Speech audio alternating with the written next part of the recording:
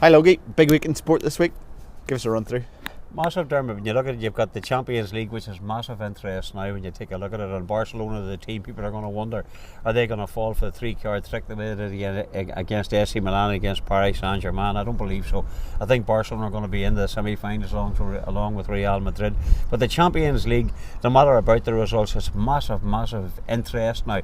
The international weekends, to an extent, are now past tense, in my opinion. The Champions League is the one that people are really interested in, along with the bread and butter of the Premiership. But the matter about the results, whenever you hit to the semi-finals of the Champions League, it's big business for television, big business for betting, big business for everything. And I still think Barcelona are going to be the team to beat in that, possibly along with Real Madrid. And my dark horse will Borussia Dortmund. That's the team I think in the Champions League, but my money's still with Barcelona. Away from the Champions League, of course, you have the Premiership. You know, you had Chelsea knocking United out of the cup this week anyway, but there you go. And you know, United obviously they're nailed on to win the championship, as are Cliftonville to win the Irish League. So, but there's still interest there, you know, on a daily basis on each single game. Away from football, you've got the Masters not coming this week, but next week. Rory McIlroy, is he in a slump? Is he not in a slump? Is he going to fight back?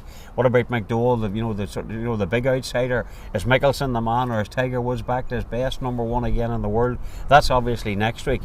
But then again, this week we also have Ulster away to Saracens in the Heineken Cup. A couple of months ago, they were at the very start of the season, they were 22-1 on McLean's to win the Heineken Cup.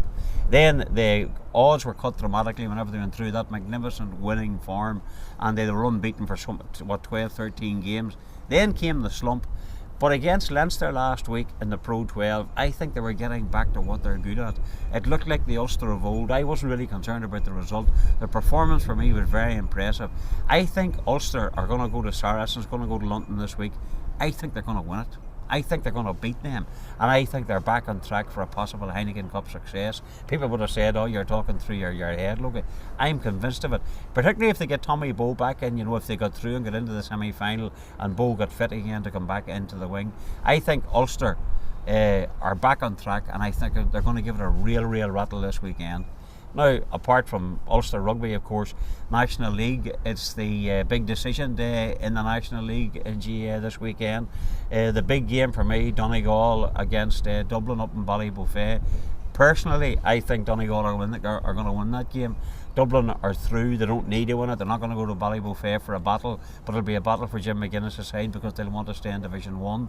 The other big game obviously is Tyrone-Kerry. No love lost there, you know, the mutual hatred between each other, you know, whenever they go, even though I feel too many Tyrone people are not showing enough respect for Kerry. Yes, we can slag them, we can give off to them, we can give them stick, but Kerry are a fantastic county and a fantastic team.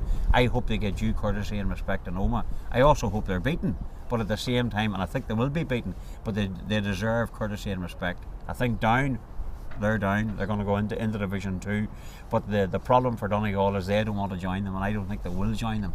So when you look at that weekend, you know, and you add in all the other things that are happening as well, that's just the high profile stuff. What a week, Dermot.